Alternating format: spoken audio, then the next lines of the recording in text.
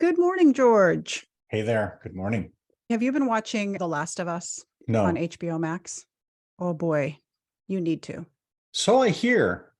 Everybody needs to. It's actually just awesomely written and well done. And it does segue into today's conversation because I was thinking about how it's so good because it's not any one thing. So it's based on a video game and it's about zombies. So you would think it would be like just zombie scary horror show, and Yeah. it's not. Like in one episode there's love and then there's terror and then there's these heartfelt moments, and it's got this balance, which is what we're talking about, this idea of balance in the storytelling. Huh. And the swinging back and forth into those two places is, it just makes it so good. So That's good. cool. Yeah, so I think you will definitely enjoy it. But also Pedro Pascal, love Right. that dude. Welcome to The Belief Shift, the show that explores what you really need to know about building a successful small business. I'm your host, Camille Rapacz, small business coach and consultant who spent too much of her career working in corporate business performance. And I'm George Drapeau, your co-host and her brother. I'm a leader in the tech world, bringing my corporate perspective, but mostly my curiosity. Together, we're exploring beliefs about success and how to achieve it, but mostly we're bringing practical solutions so you and your business can thrive.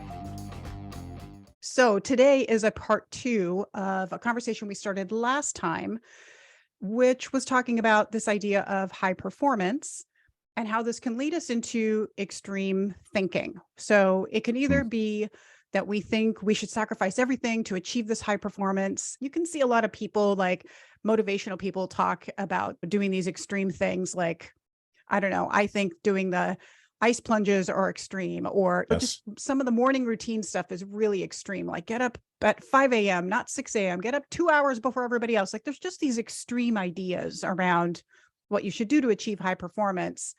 And that causes some people to then swing the pendulum completely to the other side, the other extreme, which is I reject all of it. I'm not doing any of it. Anything that's labeled as high performance is just going to make me run away.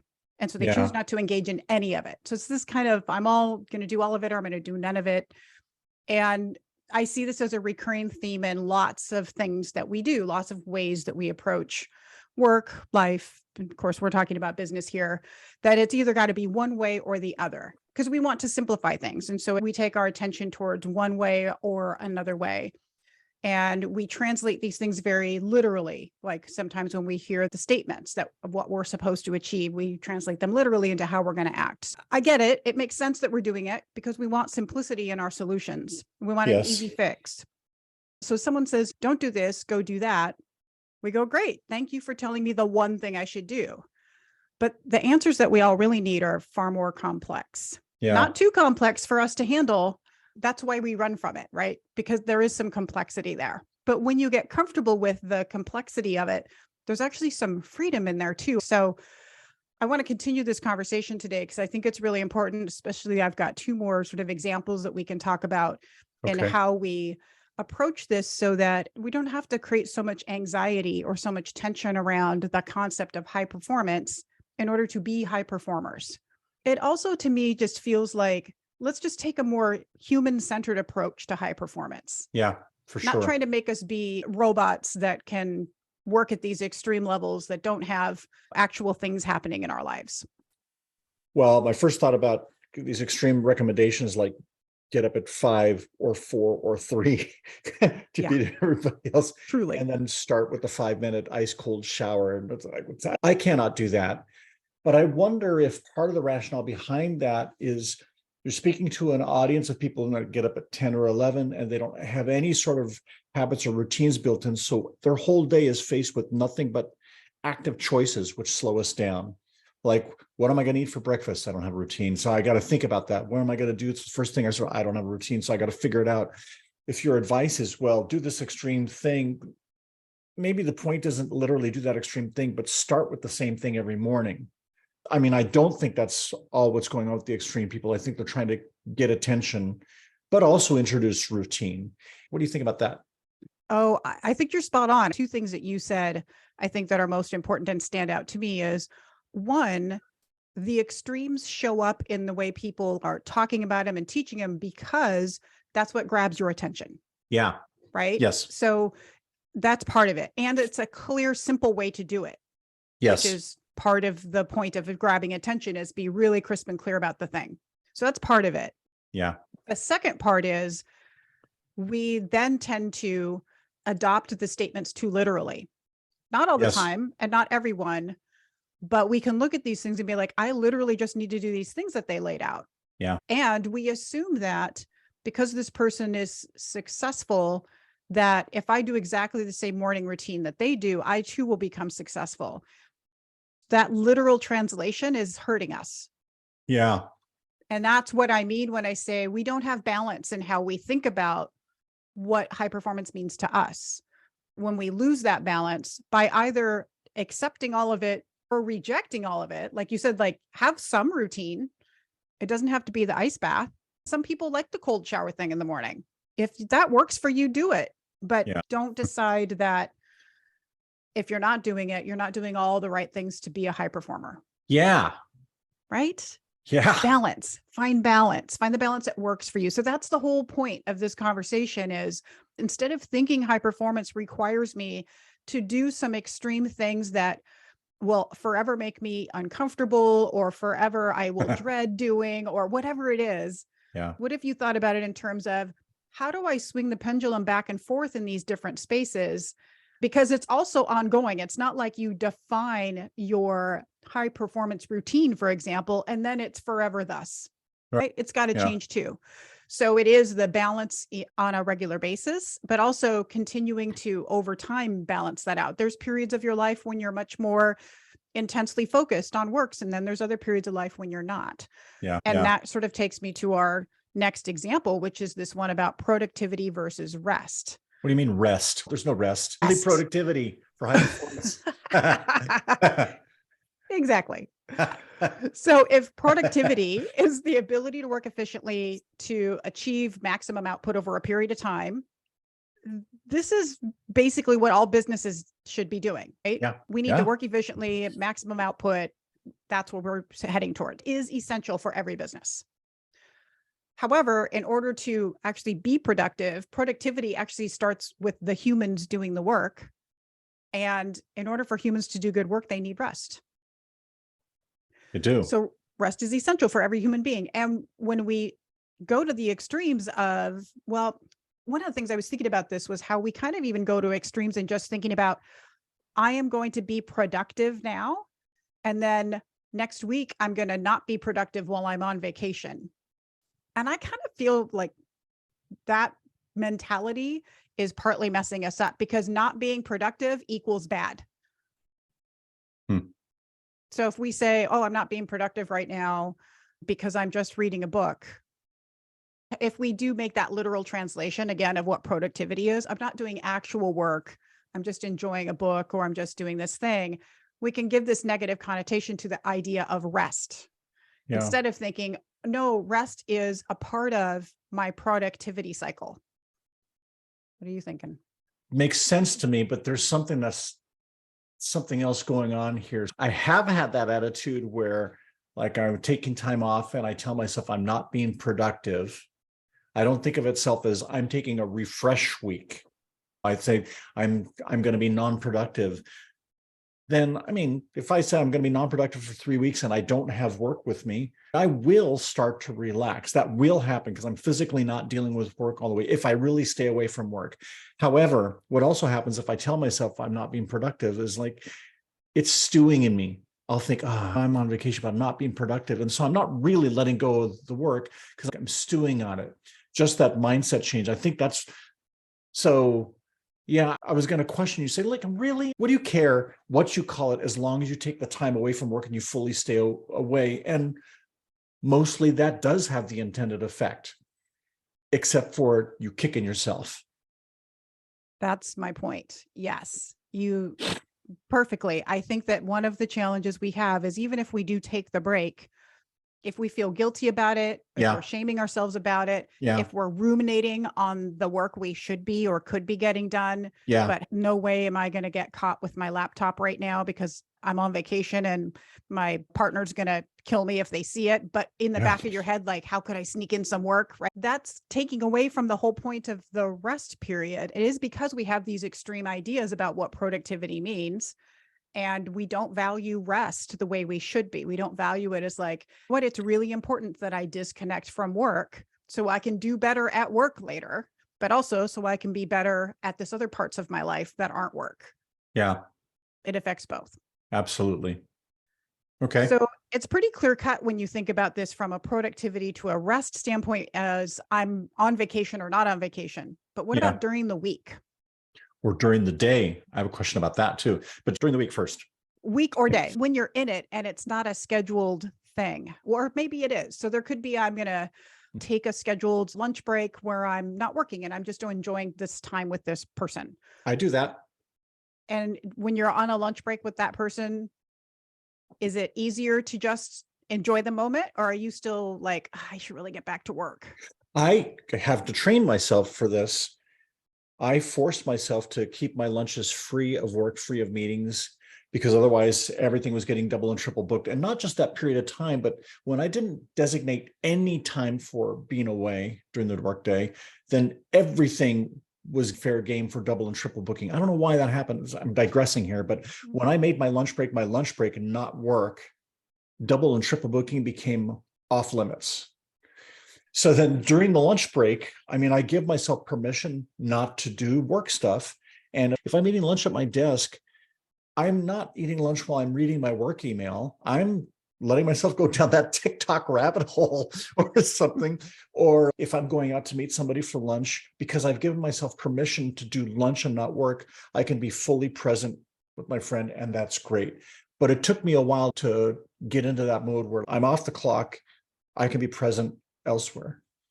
Do you notice a difference like in how you feel about work in general when you do that? Absolutely. What happens is for maybe the first 50 or 55 minutes of that hour, I am good. I am relaxed. I know I've let work stuff go. I know it can hang on and I feel great. Around the 10 minutes to 1 o'clock mark, I start to get tension, like I have a 1 o'clock call or I have to get back to work or something. So I don't have a full hour of really feeling bored, but most of it though. And during that most of an hour, I'm calm, I'm happy, I'm centered, I'm guilt-free. And I come back. I mean, it really is a little refresher. I do come back kind of running. And I'm not multitasking my brain is the other thing. Yeah. So my cognitive load is lower. I really am less anxious because I'm not just spinning. I love that. When we think about taking that break and not thinking about work, there's also just like you've probably moved through the phase of your life where you felt like you had something to prove by I work all the time, and therefore that means I add value. And that's something that I see lots of younger either business owners or business leaders doing, where they're just work, because they feel like this is how I prove that I'm really a valuable, human being. Yeah. Or employee if you're working in a company. But even if you're running a company, you're doing it to basically show everybody, look, I'm working really hard at this. So if it fails, it's not my fault because I put in every minute of time that I could. The problem with that is we then mix up productivity with the idea of doing a lot of work. Yeah. But productivity is actually about doing the right work. Yeah. So I think this taking a break, like knowing when to just pause and rest, even if it's just a moment of rest to reconsider your priorities of the day. Yeah. Is a great tie for productivity. So these two, even more so when we think of them as separate, they actually depend on each other. Productivity actually depends on rest, either because you have to rest your brain in order to be productively doing work, right? Because I'm trying to be efficient.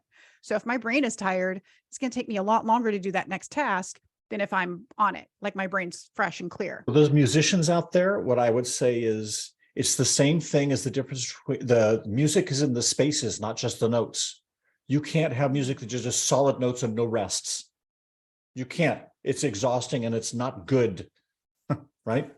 Yes, I like this. Productivity is in the spaces, Yeah, in the absolutely. pauses. Yes, but that's a perfect example. I love that analogy of just the idea that if there is no space, then that thing can't, like music can't exist without space between notes, and productivity can't exist without space between activity. Yeah. If Yeah. you just keep jamming them back to back to back, it's just a mess of work. It's just a mess of, yeah. Right. I could see where somebody would try to hack this by saying, okay, so I'm doing this piece of work at this time, and then I'm going to take a break from that, but fill that gap space to do this other thing. Like I've got 10 tasks. I'm not really taking a break. I think I'm taking a break from that thing to do this other thing. Why does that not work? Because you're still working, even if it's like I'm working on a different task, it's Yeah. still work. I think you pointing this out is so important. Really understand what rest is and stop lying to yourself that you don't need it. Show someone right now who listens to this podcast, Oh, he knows who he is, and he struggles with the idea of resting, of not working. He's a workaholic. mm, And it's like, it doesn't want to accept that. He's like, well, that's how I do my best. I'm like, you don't even know what your best could be because you haven't even tried resting. yeah. It's because the world has been telling us productivity, productivity, and we just turned it into this extreme definition of that means working all the time. Yes. And not true. Not true. Just because you're working on something else doesn't mean you're resting. You're not even Right. resting from the first thing. You're just not doing the first thing, but that's not rest, not the same thing.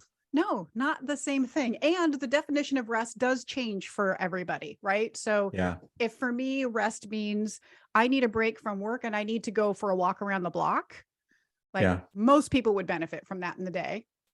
That's a great way to rest. But even if resting is just, I'm just going to sit and have my lunch and engage with TikTok instead of work and just let my brain mush out for a bit, do that. Like that's okay to just shut your brain off and let it get distracted by something else for a while. Yeah.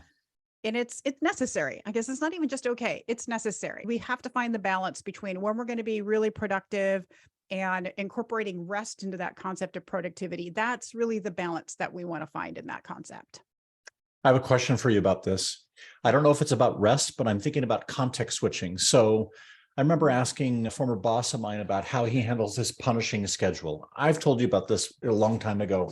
So how do you run your day? How do you organize your day? And his admin would set up, like he'd have 8 to 10 meetings every day because everybody's demanding on him. But he'll make sure that the meetings are, first of all, no longer than 45 or 50 minutes. So that he gets time every hour to go look at something else. Actually, he's one of two things. If there's a couple of quick tasks that came up through email, I can just handle in a minute. I just do that. Maybe there's a few of them, or it gives me time to absorb what just happened and write notes and basically switch context for the next meeting, which is also what therapists do, right? Their sessions are 50 minutes, not an hour, so they can write notes and switch context. So I wanted to ask you about that. Yes, I was actually taking some notes on this for some future episodes where I do want to take a deeper dive into productivity and how you do it well. Okay. So one thing I'll say about this context switching is there's this idea of actually just being present. Like Yeah. being more present in the work is also what productivity requires of us. Yeah. And so instead of going through the motions of all of his meetings in the day, and I've been that person, just I'm showing up one meeting after another, tell me what I'm supposed to do. Duh. And this doesn't even take a lot of time. So you don't even need that 10-minute break in between. That's ideal. But if Mhm. you don't have the time, this is harder on Zoom. It was easier when you were walking from one conference room to another. Mm. But I still think that it's important that you shut down, even for just 1 minute. You can be 1 minute late to your next meeting. The world's not going to end. And you just do that, reflect on what just happened, but most importantly, get in the right frame of mind for what needs to happen next. How do I need to show up to this next conversation? How you show up for a one-on-one is very different to a board meeting or a vendor agreement or a client Mhm. onboarding or whatever it might be, a coaching conversation. So just thinking about being intentional about how you're going to show up for this next engagement that you're going to have. Yeah. That's what I think of when you talk about that context switching, which Yeah. I think is really important. It's closing off what just happened. For me, it's just like, okay, I need to remember these to-dos and these things. And then it's moving into the, how am I preparing myself, my mindset really around how I need to show up next. Well, okay. Yes. Here's what I'm getting from this. This is awesome. It's not the same as rest. But this thing that we're talking about, how you effectively switch context, is a nice tool for teaching people how to rest. Because if you want to shift into rest mode, you got to do the same thing. You got to say, okay, what am I going to do now to release my previous thing and switch context into rest context, right?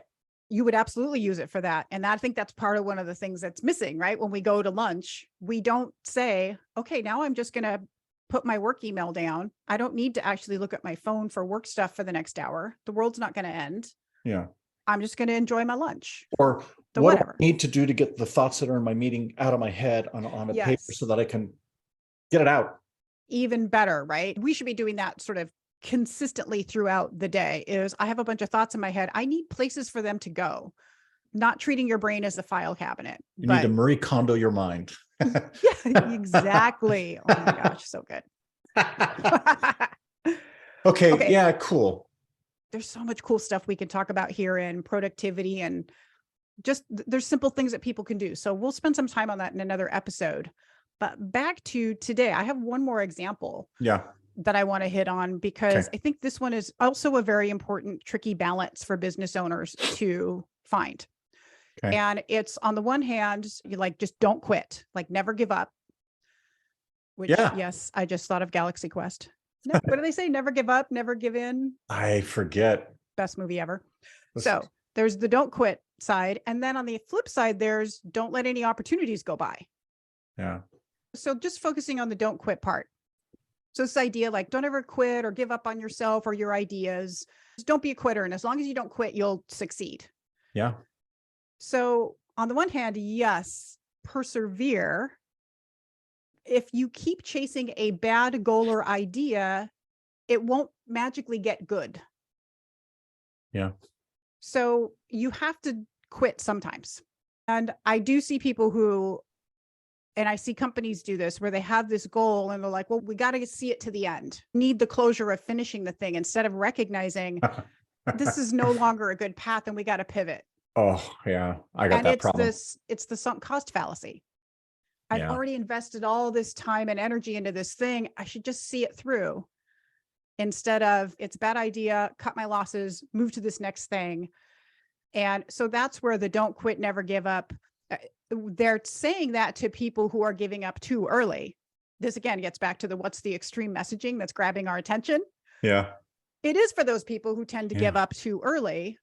But if you literally just follow that through on everything that you do, you are going to waste time on bad ideas, bad pursuits that are going to just waste your time and slow you down. I'm going to tell you a story about myself, because this is an area where it hits me, where I should quit sooner, is usually with people management. I mean, right now, the team of people that I manage right now is fantastic. It's this great, harmonious team. So I don't have this problem right now, but in the past, I've had problems with individuals where I feel arrogant, I'm such a good manager that I can manage this person through this problem. They can be reclaimed. They can be fixed. I'm not going to give up on this person. And I'll tell stories about this to some people, and they're like, why are you still dealing with this person? Why don't you just fire them or move them along? No. Come on, I can see this is working. I understand what the problems are. I want to do this. And in every situation I can think of where I've had this kind of problem, and I've told somebody about the problem, they laugh at me.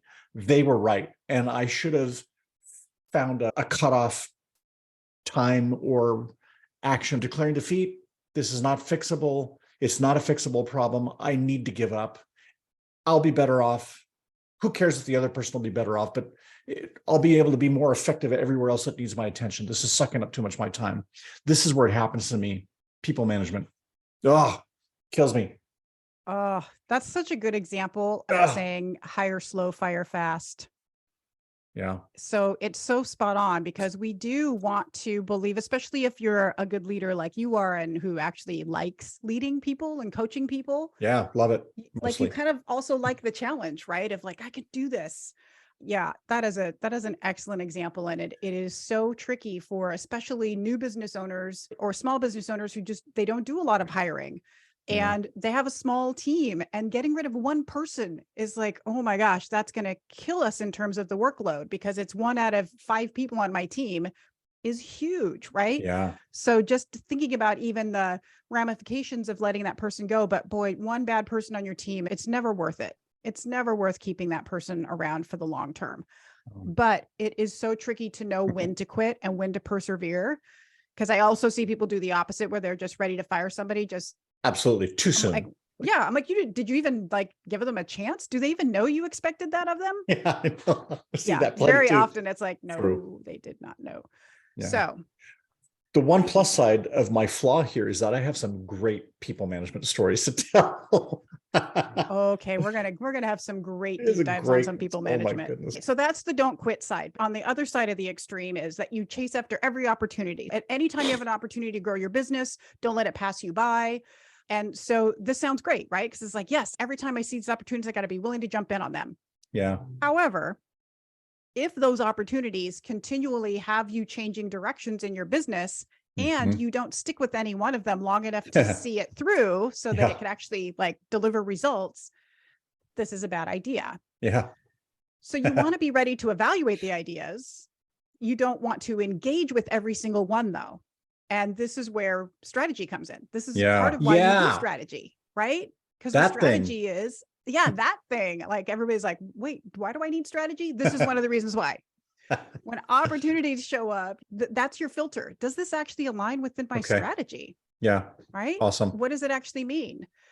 And I know business owners who are chasing so many ideas with no strategy or plan that it's literally not clear to me. And I'm pretty good at this stuff. It's really not clear to me what their business model is. It's just a person trying to make money. They almost seem like a grifter at some point because it's just like, I'm going to try this, I'm going to try that, I'm going to try that. I know that sounds awful. If any of you out there are doing this, I don't mean that badly, but we're desperate to get money in the bank. Yes, that I understand. But what we miss out on is that this is actually slowing us down, not speeding things up. I have a couple examples of this. So I know one business owner who they have been just bouncing around from one idea to another where I don't know what their business model is. Just when I think I know it, I hear about another thing they're doing. I'm like, well, that doesn't fit at all. What is that thing all about? I have no idea. And what it has meant is that for over a decade, they've struggled financially.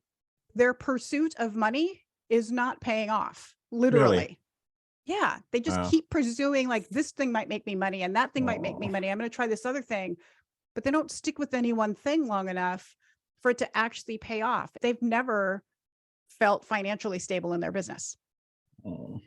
Another example of this is that I know another business owner who has been pursuing different ideas because they were like, okay, I'm ready to move on from the business that I have because I'm kind of bored with it. I want to move to this next thing. But them chasing all these other ideas has actually been slowing them down because their business wasn't ready for them to step away because they went off and just started pursuing new ideas without having a strategy for how they were going to do it.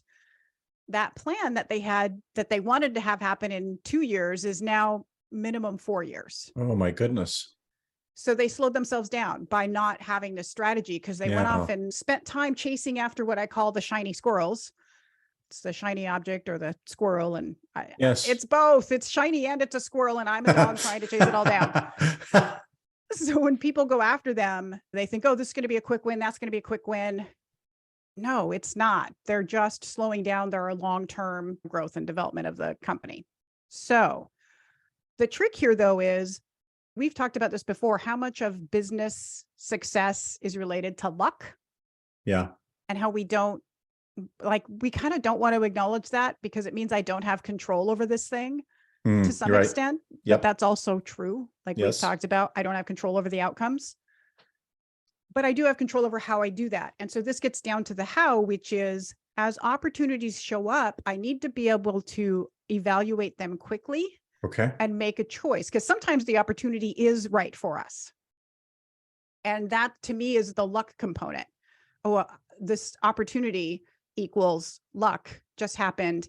And if I'm really good at what I do, I'm ready to evaluate it and adopt it into my strategy and my plan for my business. Yeah. So you do want to be open to opportunities. You do want to keep your ears and eyes open to all of those. and you want to know what's happening out in the world, because sometimes that is the pivot you have to make. You just don't want to try chasing all of them down all at once, because that's not a business. It's not a business model. That's just you, again, kind of grifting, trying to find as fast a way as you can to make a bunch of money. Okay, I have two, I think, real quick anecdotes. One is when I was growing up, when you were just a little baby, I remember our dad telling me all the time, George, life is a smorgasbord. I love that phrase. It still sticks with me about explore things. We want to expose you to things that give you new experiences, all that stuff. But now I'm thinking, yes, true, life is a smorgasbord, but that doesn't mean you have to eat everything. You're not going to eat everything on the smorgasbord. You can't do it. You go to an actual smorgasbord. It's really better if you come in with the plan. If you just go and pick something of everything, first of all, your plate fills up before you get through the vegetable courses. And then secondly, you load up everything, and it's not a good experience. You really need to think. And that leads me to my other quick anecdote about food. I have a little guideline for myself when I pick desserts. I prefer salty things more than sweet things, but I love a good dessert. And if I go to a place that has a billion desserts, how do I pick? What's helped me is so you and I both love chocolate. Chocolate is a go-to thing for most things. However, I can get chocolate anytime. I'll just go to your house. Chocolate is there. I'll make it worth it. Yeah. But I usually decide if I see something on the menu that I can't often get at home, and it's usually citrus. So my rule of thumb is if there's a citrus dessert, like a lemon tart or something like that, we don't really ever have citrus desserts at home. I never buy anything citrus at the supermarket for dessert. I can only really get that at a restaurant. So what helps me decide amongst the million dessert options is if there's a citrus thing, just pick that. Decision's done. I'm happy. It gives me variety, but not too much variety. I'm not caught by the paradox of choice. So I've got this little rule that helps me slim down and figure out which opportunities I should let go by. Everybody, George has a strategy for desserts. But But of course he does. yeah. No, but that's such a great, simple example of what we basically all need in life. Is we need this decision-making framework for so many little things in life that will help us. Again, we got a deep dive on that, on how that relates to productivity, right? Just these better ways of doing decision-making. But it's really important when it comes to these big opportunities that show up in your business. You need something similar. You need a way to evaluate, do I quit on this thing or persevere? Do I pursue this opportunity or walk away? Yeah. Those are not easy choices. Those are not easy decisions to make. I do want to emphasize that for this one, it's tricky enough that you really should not do it on your own. So if you really are up against, I need to quit or not quit, I need to pursue this opportunity or not, and it's going to affect how you're running your business, or what your business model is, or any of these things that are just major decisions about your business, this is where I really think it's important to have a good thought partner. That could be a coach, a mentor. It could be just other business owners who you trust and have a good rapport with, somebody who can help you do better critical thinking and assess the ideas more on their merits than on just what you feel, because we're really good at convincing ourselves that something is a good idea if we want it bad enough. If there were only people out there I could hire to be a thought partner for my business. If only there were such a person. I know. It's too bad nobody has thought to create a business coaching role for small businesses to help them with these critical decisions. Oh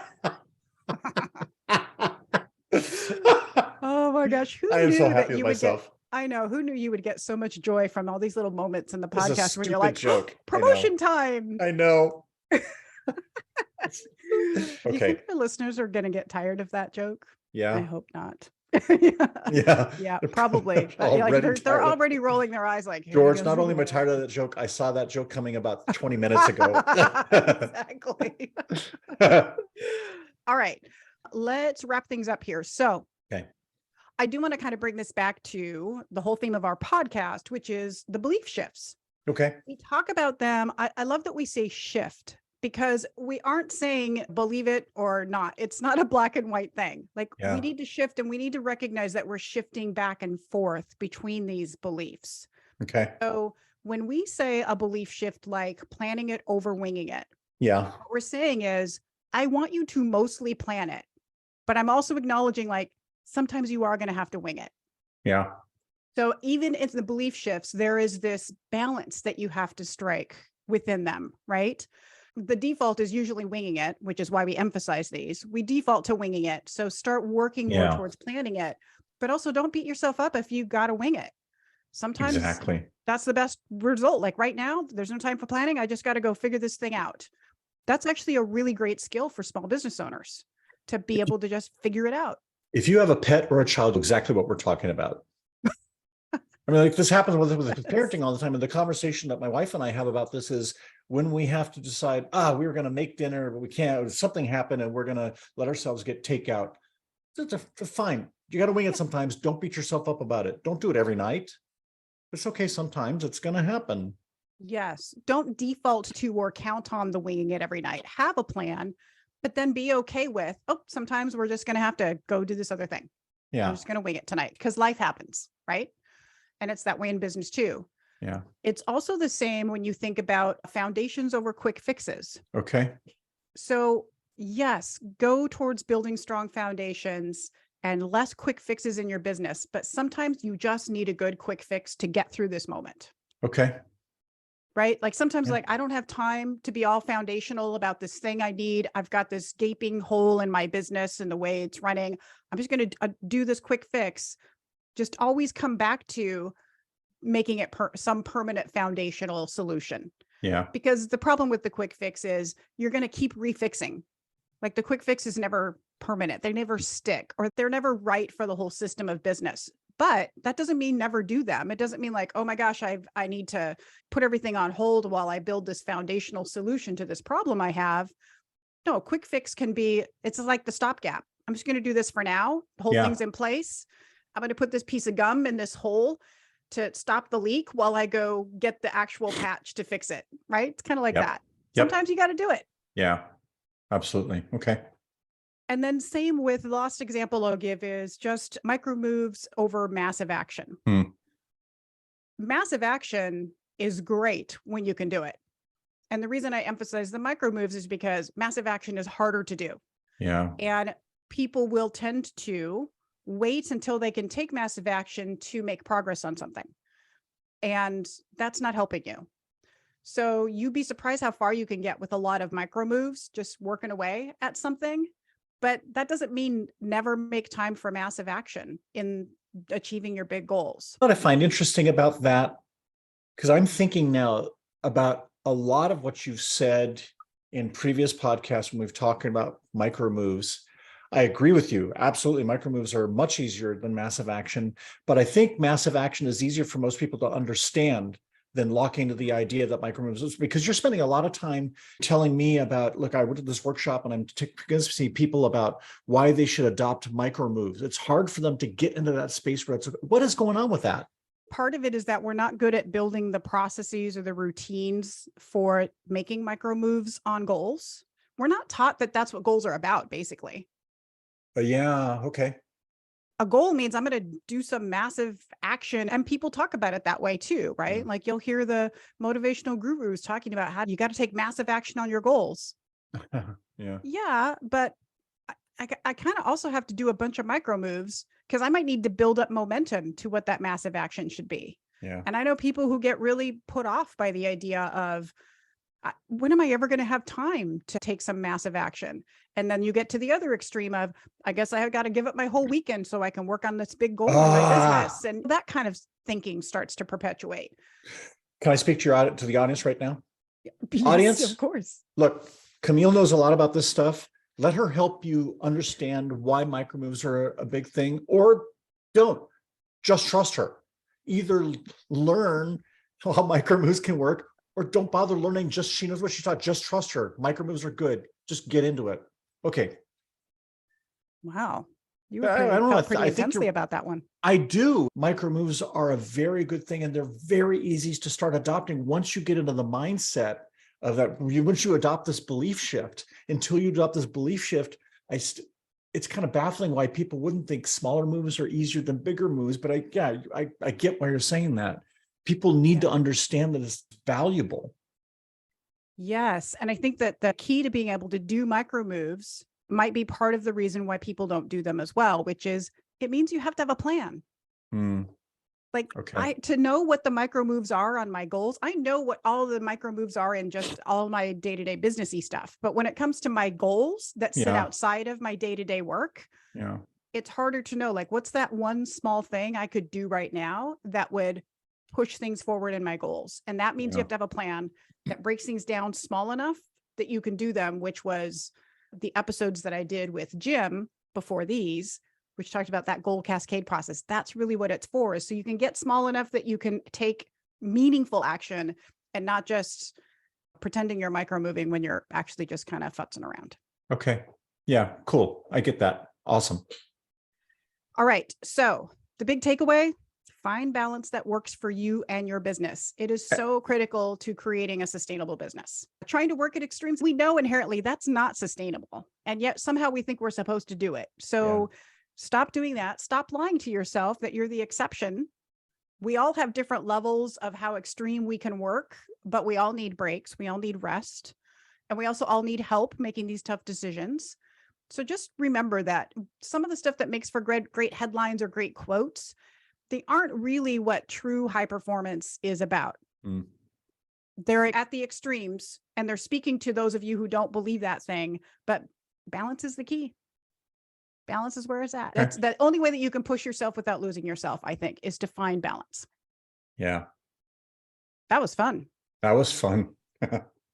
That was part 2 and there's no part 3. We're going to talk about something else next week. So thank you everybody for listening. Please leave us a voicemail. Go to thebeliefshift.com. There's a little widget. You can leave us a voicemail, what you think about this. Maybe you disagree with some of this stuff. I'd love to hear that. We want to hear all of it. We want to hear all the stuff. Bring it. If you have questions, other topics, things you want us to talk about, just leave us a voice message, or you can follow us on Instagram at The Belief Shift.